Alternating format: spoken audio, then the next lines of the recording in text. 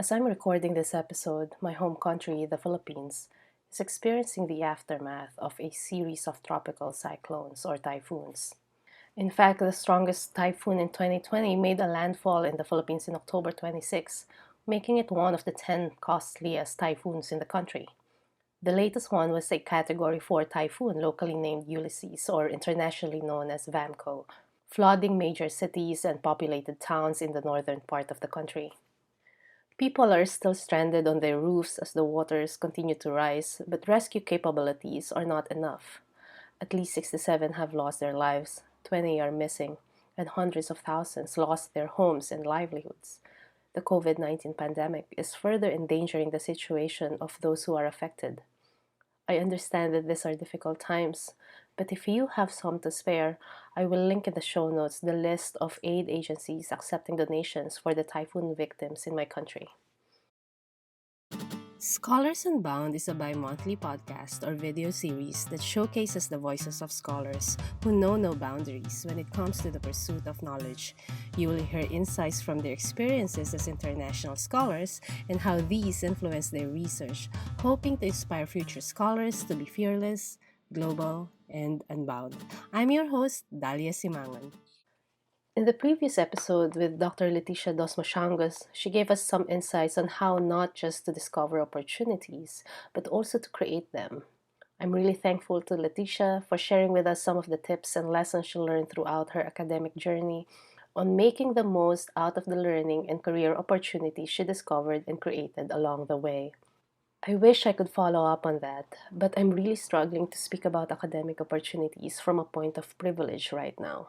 I find it difficult to talk about opportunities, to be honest, knowing the conditions of the people back in the Philippines, while I'm here in the comforts of my home in Japan, recording a podcast episode. How can I think of opportunities when there are people in precarious situations at the face of existential threats? How can I talk about creating and discovering opportunities in times of crisis, in times of flooding, in times of a pandemic, in times of death?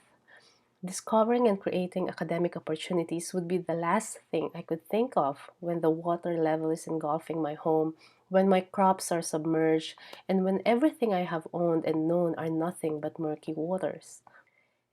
I just cannot, and I feel unwell.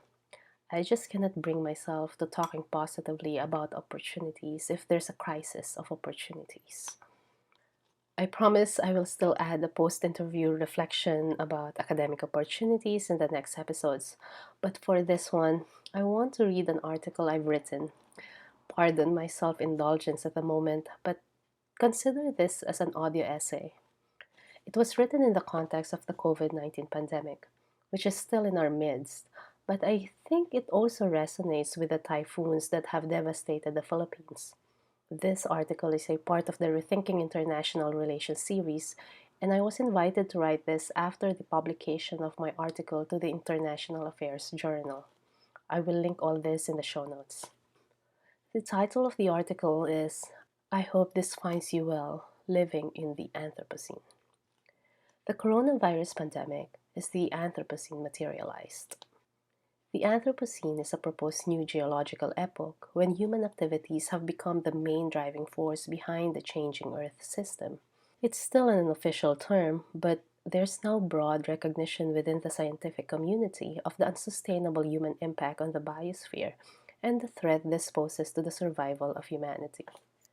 The Anthropocene is manifested in climate change, biodiversity loss, land degradation, water and air pollution, resource scarcity, and other human-induced environmental transformations.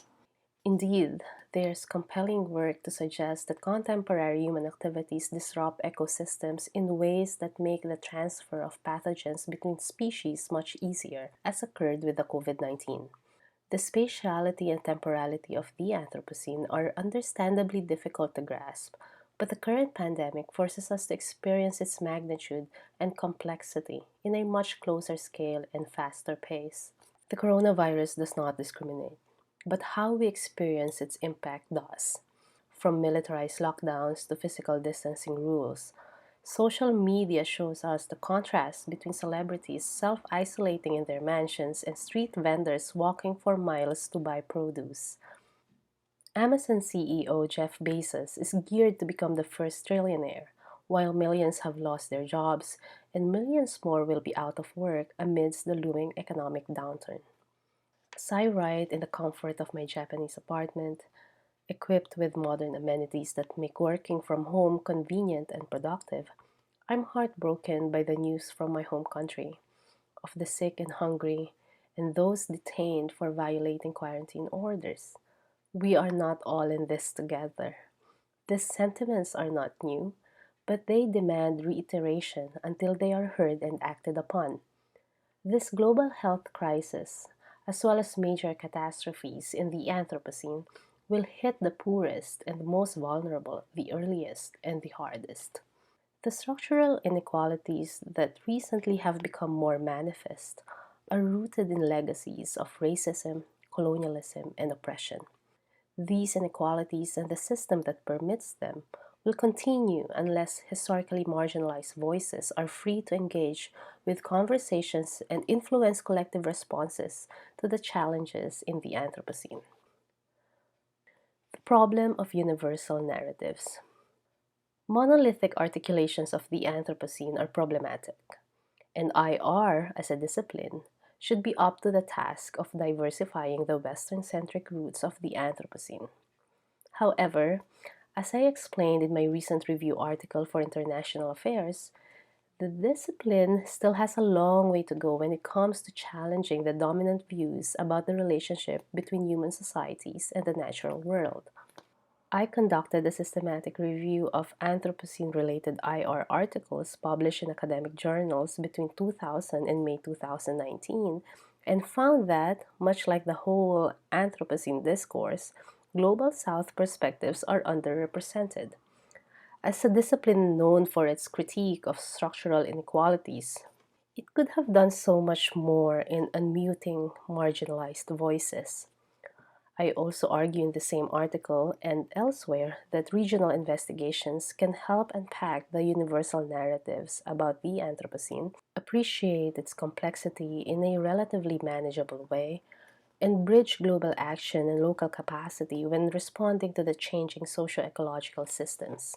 I found limited work in the Anthropocene in most IR journals, particularly those considered high ranking, suggesting that the topic is of peripheral interest in the discipline. Some discussions are situated within the context of environmental issues exacerbating conventional conflicts of international concern. However, these discussions remain firmly anchored in statist and modernist priorities, such as militarized state security and economic growth.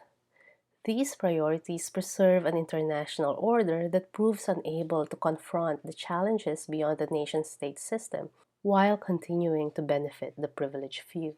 The contribution of IR to the Anthropocene discourse.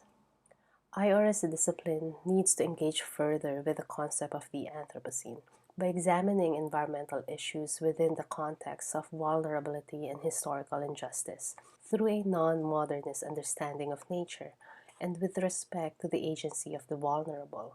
These approaches can expose structural inequalities and amplify marginalized narratives, thereby broadening and diversifying the Anthropocene discourse. Now is an opportunity for the IR discipline to contribute to the reimagination and reconfiguration of a global society attuned not only to the changing Earth system, but also to the different realities in the Anthropocene. In the same way human activities have altered the global environment, the Anthropocene is already altering the social, political, and economic contours of human life. We are now witnessing this transformation as we navigate life in a pandemic. The coronavirus has shown us the differentiated vulnerabilities of human experiences and the shortcomings of a statist system when addressing borderless threats. Similar events in the Anthropocene will intensify these differences and accelerate the obsolescence of the current status quo. If we want to find ourselves living in the Anthropocene, how we respond to these threats cannot be more of the same. So that's the end of the article. But in the Philippines, the floods do discriminate. The poor and the marginalized are submerged, while the rich and the corrupt look down from their helicopters, gated mansions, and posh offices, expecting the people to remain resilient, as they always do, by the way, while they continue their usual ways, unable to change. As Filipinos rebuild their lives in the aftermath of this crisis, as they always do, the people they elect to lead in times of crisis cannot be more of the same. Thank you for listening to this episode.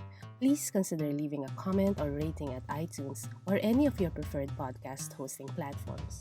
For details about upcoming episodes and how to support the Scholars Unbound project, visit daliasimangan.com/scholars unbound with the link in our show notes.